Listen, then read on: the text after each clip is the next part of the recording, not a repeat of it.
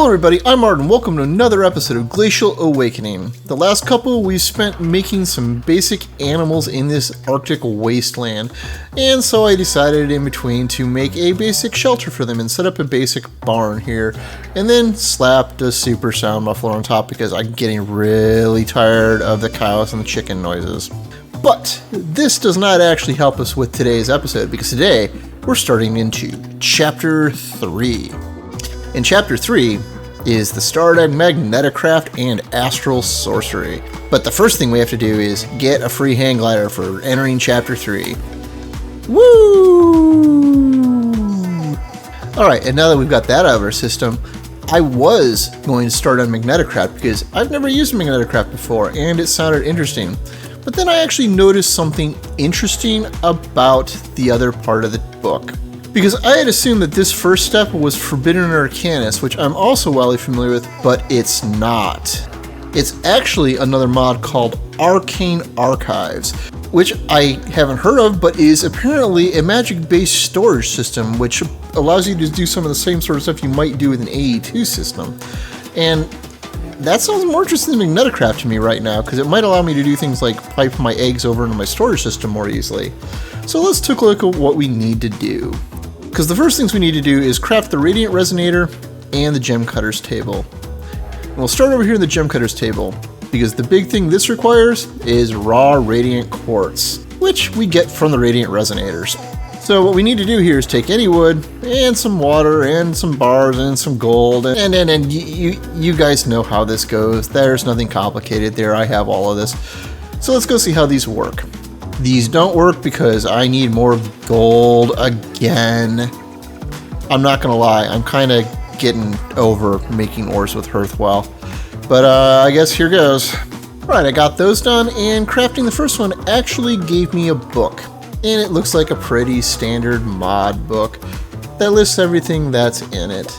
Alright, and these apparently take 5 minutes with access to the open sky to progress, and it does have a progression meter on here, so it appears to be everything's working. And 5 minutes later, we have our first Radiant Shards. Looks like we just have to use a pick to get them, and it looks like you only ever get one per. But that at least lets us move on to making the Gem Cutters table, which is just more of the same stuff, although it looks like we need some marble maybe, but I can't imagine it's going to be all that hard. And now we have a fancy looking Gem Cutters table. I'm going to probably have to find a home for all of these later, but I'm just going to leave them out here for now. But the important part is this lets us finish this, and it gives us a Radiant Chest and a Brazier of Holding to start with. And this is where things get interesting, because the Brazier acts as an input device into your network, and it will put things into the chest. I don't know if there's a range on this. I know almost nothing about this mod, but it does basically allow for wireless transfer of items. So if I huck these snowballs in, and look in the chest, they are now over here. Which means in theory, we can possibly use this with a hopper, or maybe a dropper, but let's give it a try. Now we have it set up, the snowballs got dispensed, and they are now over here in the chest. So excellent, we do have a means of wireless item transfer now, so that'll make actually populating our storage system easier. Now, looking at the mod itself, there is an upgraded form of the Radiant Chest, or rather it's a side grade I suppose, into the Radiant Trove, which stores a large amount of a single item, which is basically sort of like a storage drawer, which makes it useful for pretty much the same purposes. And the Brazier will actually prioritize the trove over a chest. So if there's a trove available to put some item in, it will automatically sort it into that instead of the chest, which makes it so you don't even need to make a sorting system to populate stuff like that. So in all, this is an awesome addition that I've never even heard of before, and I'm actually kind of excited to use it and might end up tearing down my drawer wall. I don't know, I kind of need the drawer wall for my kitchen, but this is actually interesting. I might just have this feed directly into the drawer wall via a controller though. But I mean, who knows? I'll find some uses for this. I'm sure it'll come in handy. Anyways, this brings us back into Astral Sorcery. And to start with, well, we need the Astral Tome. Ooh boy, thankfully we know how to do all this, because cowhides, well, those come from cows. Acrid means we've found already in the mines. Fey leather, we accidentally sheared off a cow. And the newest one that we don't know is the Shaped Radiant Quartz, which just comes from the Gem Cutters table from 2 of these Radiant Quartz. So thankfully I left those growing while we were filming this. Because now we can just go and create one of those. Oh, and excellent. This actually shows you the other recipes straight in the table itself. That is pretty nice. And one Astral Sorcery tome obtained. Now, we have done Astral Sorcery in the past before in our Enigmatica series, so none of this stuff is really all that new to me. This is at least stuff I've done before. And you zoom into the area of the book you want to get into. It's actually kind of clunky that way, and it shows you the things that you can make and interact with. And the first things we're going to need to do is make a resonating wand and a luminous crafting table. But as far as the book is concerned, you add more chapters to it as you make the higher tier crafting tables. But let's go collect our reward, which I have no idea what that did, but I think it actually unlocked some Astral Sorcery stuff, unfortunately. This is probably gated previously, I don't know. It did something weird. But now we need the luminous crafting tables. So now we need to go find an Astral Sorcery temple that has a hidden chamber under it and do exactly what it says here, which is put a crafting table down next to it and make the resonating wand. Well, it looks like there is a problem because the resonating wand appears to require an ender pearl, and there doesn't really appear to be a super easy way to make one.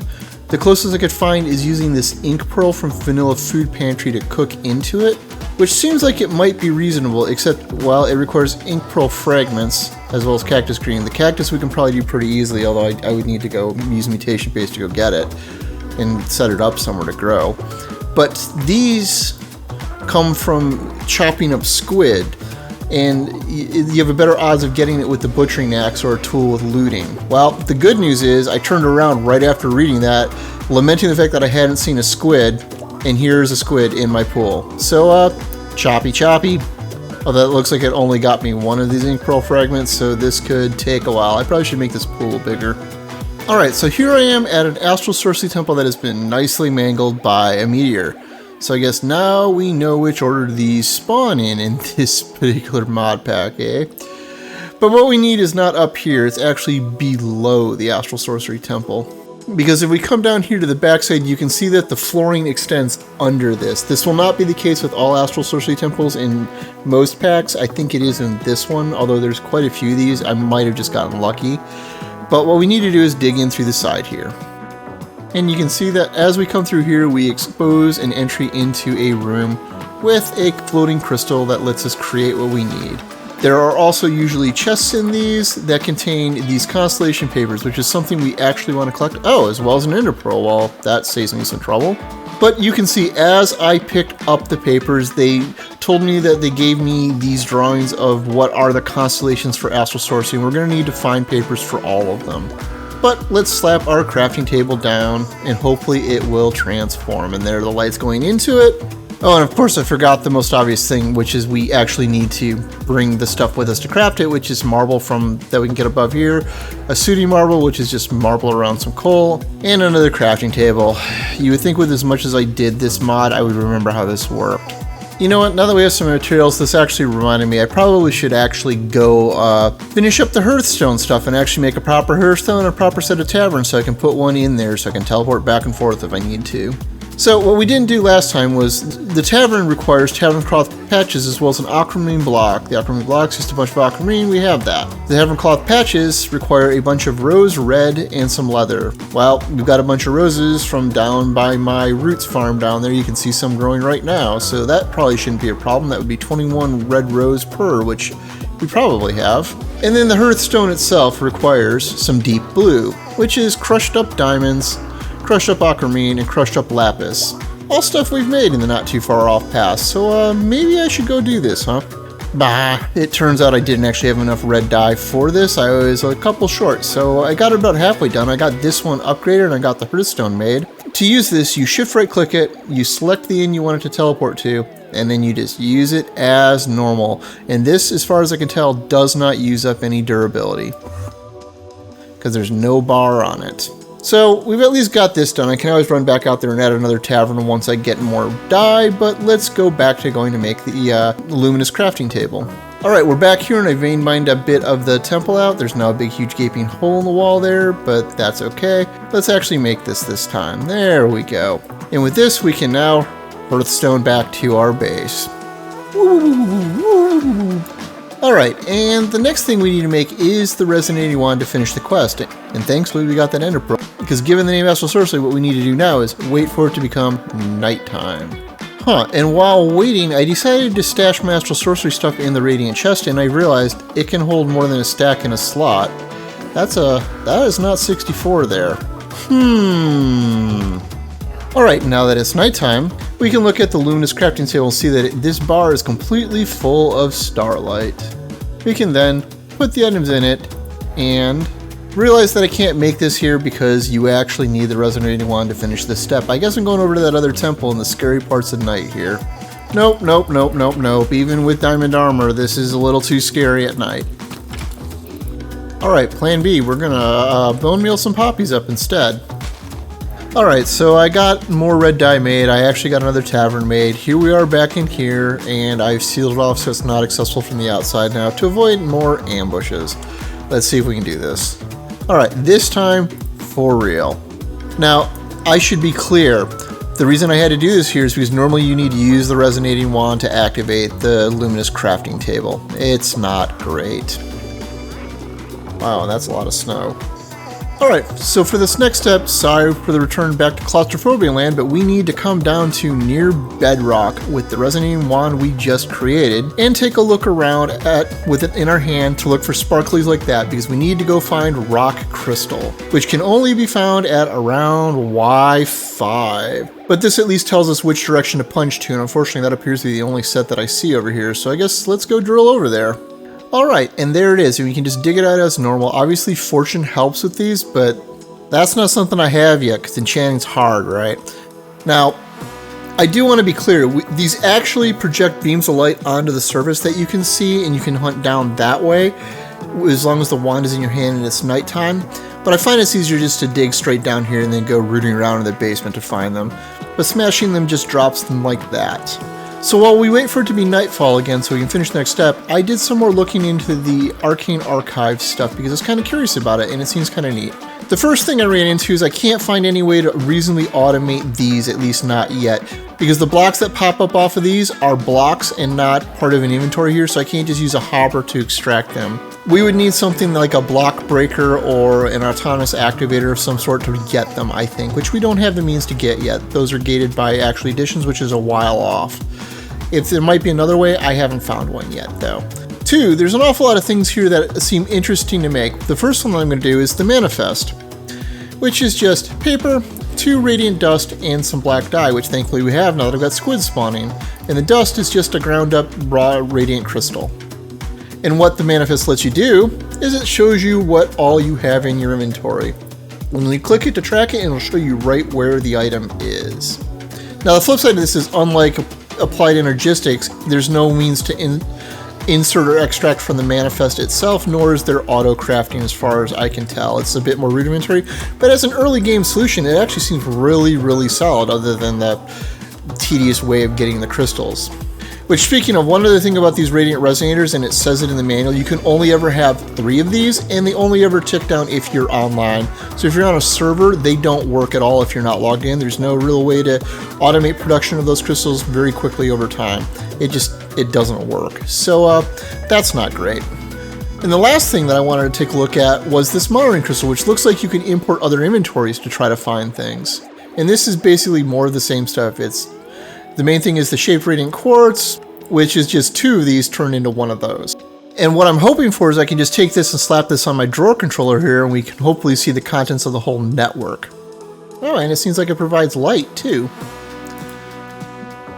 And yep, we can see all of the flowers that I have in here, the various foods, so it looks like this works perfectly. Excellent. Without the AE2 type of functionality, I'm not sure what the usefulness of this is, but it seems decent at least. Anyhow, now that it's nighttime again, though, it's time to go make the Lightwell, which is the next step in the chapter and the means of producing liquid starlight in this pack. And it's pretty easy to make. You just need the rock crystals that we picked up, some aquamarine, and then some carved runed marble or chiseled marble that can be made with the chisel. But they do specifically have to be those types. You can't just use any Astral Sorcery marble to do this. But you just go into the Luminous crafting table and insert the items as normal, make sure that it's charged up, and then smack it with your wand. And it lights up like that. and out pops the item. And this creates liquid starlight by either putting aquamarines in here or rock crystals. Or in this pack, we can use these raw radiant quartzes to do the same thing. And as you can see, it's slowly building up liquid starlight inside the well, and we'll have uses for that later. Anyways, since this is going to take some time to process and we need to fill up a bucket's worth, I think I'm going to call it a night here. It's been a pretty long run and we learned some actually interesting things, and I kind of want to figure out how I can properly use this storage system to actually facilitate this build, because I really like the way that their benches and their crates work. So we might move on with that next time. I'm not entirely certain. I got to come up with a plan. I don't have one. I'm just making stuff up as I go. Ooh, and I do not like the snow on top of those slabs. I thought the slabs would stop that, so, that's problematic. Anyhow, if you found this episode interesting and entertaining, please consider leaving a like or subscribing if you're new. As always, I'm Ard. Thank you for watching, and have a nice day.